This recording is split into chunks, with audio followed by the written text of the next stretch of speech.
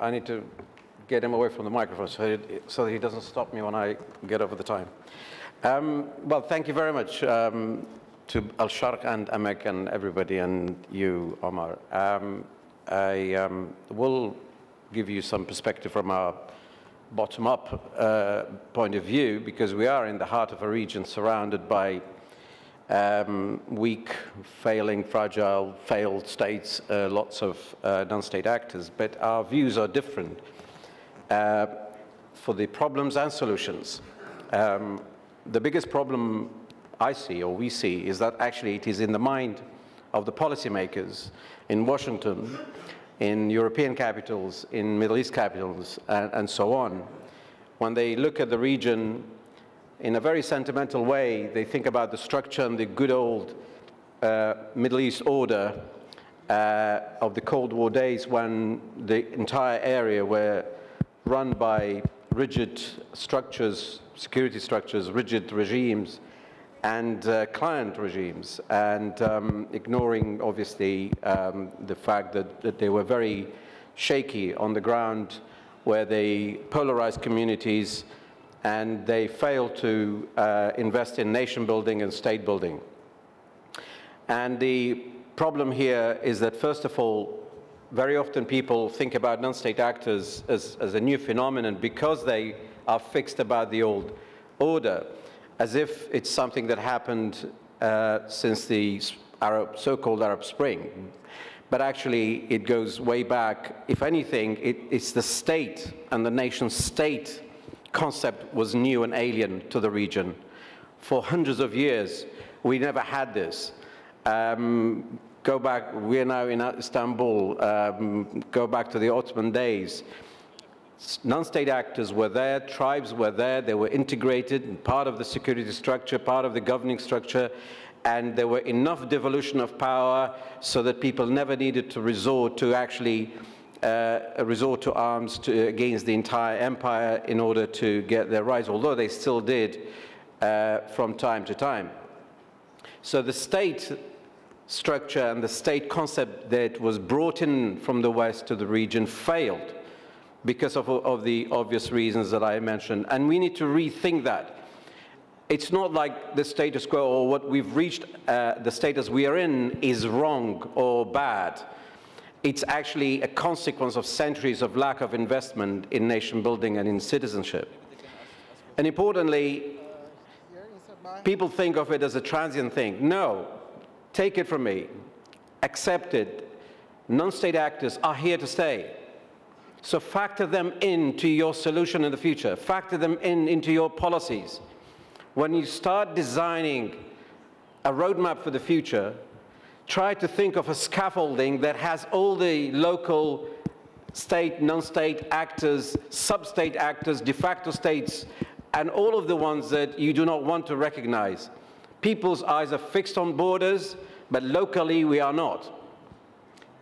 These borders mean little when the regimes are not right. And legitimacy, who gives legitimacy? It's not the international community that gives legitimacy to state or non-state actors. They are legitimate when they're at home. They acquire their social legitimacy well before the state gives them that. And of course, they acquire legal legitimacy by time when they are there, when they institutionalize themselves. If you ignore them for long enough, they institutionalize themselves in their own way, and they would weaken the state. Very often they are products of weak states, but they can also weaken the state. So you better institutionalize them within the state. Institutionalize the devolution of power and the security structure so that they are part of the system. And they do move. The Baathists were non-state actors. They went to power, they became state in both Syria and Iraq. When they were removed, they became non-state actors, and they went all the way to being terrorists. And what happens to them after that, after you defeat terrorists? They come back to the system. They are now back in Iraq, in the election. They will go back to the parliament, and they are the same people. So you have to accept that this is not a transient phenomenon that goes away. No, they are here to stay, and they are stronger than the state. And when they are at home, they are legitimate. They are not proxies. there are diverse groups of legitimate, bad, good, and so on. And simplistically, when you look at it top down, you say, let me tell where the bad from the good and from the ugly, and then let me design a simple policy so that we get rid of them. No. A, you can't get rid of them like that. B, they are not all bad and good, and there is no such thing as proxy or non-proxy. They are proxy when they follow the agenda of regional powers, and when they fight away from home, and when they leave their communities. But actually go to their communities, you find that they are an important part of the governing system. They have influence over decision making, they are providing services, they are providing security, they make people feel safe when the state cannot provide that. So for you to think of all of them as proxies, this is where you go wrong. That simplistic approach will not help. What you need is this. You need to invest in state building, institutionalization, devolve power, let them have a say. And of course, when you do that, you have to accept that the longer you keep the state, the center, fragile, and the longer you deny their existence in that way, the longer you have problems. Now, I'll tell you how we fail to solve our problems and how you can learn from this. Back in the 60s, well, the Kurdish non-state actors have been there since the 30s, the 20s, 30s, and before that. And in 1992, when the KRG was formed for the first time, the first elected government, first elected parliament in Iraq, there was a law and there was a commitment from the political parties to give up their arms and integrate into what is called the government or the state regular army and so on. And in 2003, there was an Iraqi, or 2005, after the regime change, there was a constitution that prevented the formation of any non-state actors. And of course, there were a lot of Shia militias, or what you might call militias. We call them paramilitary. They call them anything else. Badr, Asaib al-Haq, so many of them, Hezbollah, they were all there. So 1992, the Kurds decided not to have non-state actors anymore, and the Iraqi constitution decided that. 2018, where are we? The Kurdish groups went through internal war in the 1990s, and now 26 years later, we still have a problem. Yes, about 14 brigades are unified under the Ministry of Peshmerga, which is the state equivalent of the Ministry of Defense, and we still have growing armies that are politically affiliated.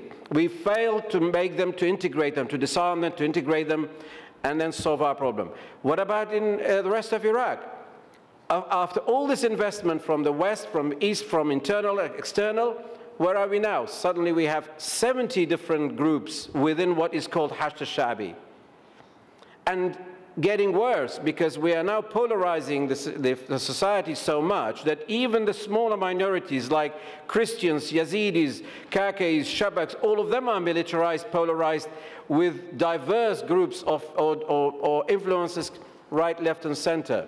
So we've not only failed in Iraq to integrate them into the Iraqi army itself disappeared in the face of a challenge of ISIS. And now we have 70+ groups replacing the army, becoming part of the state, and actually acquiring legitimacy, legal legitimacy, social legitimacy.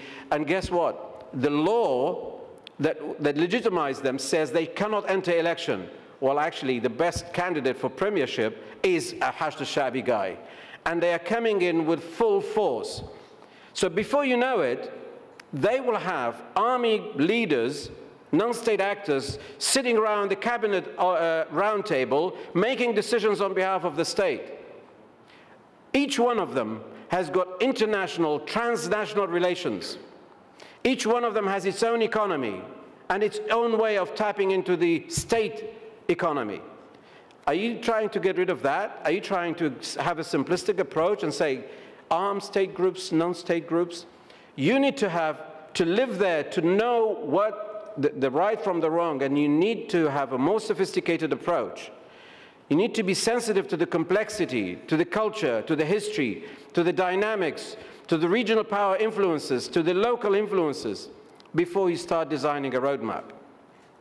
Everything that I see from above, it's all telling us that everybody's after a simplistic approach. So, back to the point where I started. Rule of law, good governance, nation building, state building, institutionalization, devolve power, trust them. Iraq is designed to be a federal state. Guess what? 15 years after the Constitution, or 13 years after the Constitution, is still an asymmetrical federal system where only the Kurds enjoy a federal status.